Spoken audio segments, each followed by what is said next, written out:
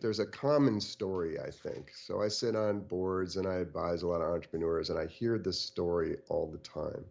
The story goes something like this. Usually it's Amazon, but let's just say it could be any acquirer.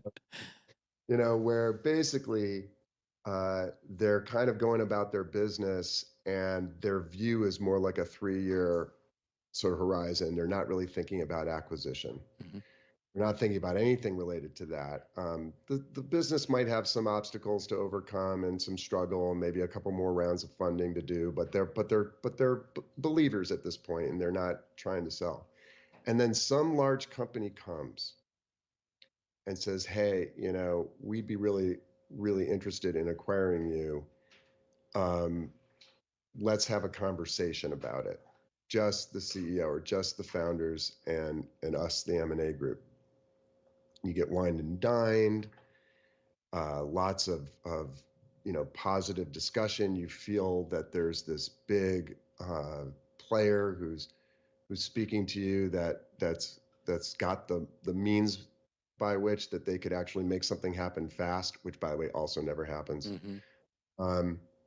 And so you go to your investors, and the investors are like, well, the only way we can be cool with this is to know that the value is the maximum value. And there's only one way of finding out that it's the maximum value, and that's if there's multiple players at the table with multiple term sheets competing with each other. Yep. Right. So then let's go out and talk to these other potential buyers. Mm-hmm. The problem is that you can't sell a company. You can only be bought. There's no way to create artificial urgency unless the deal was literally going to happen. All you've had is a conversation at this point. Mm-hmm.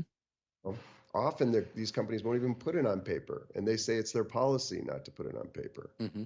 So you're going out there and shopping yourself. Now, meanwhile, this entire thing has been going down, all started from a conversation which has no meat behind it. No. Right. And so, the advice I often give founders at this point is don't go to those first dinners. Don't have those conversations. Don't believe it. When it's real, and it will be aggressive.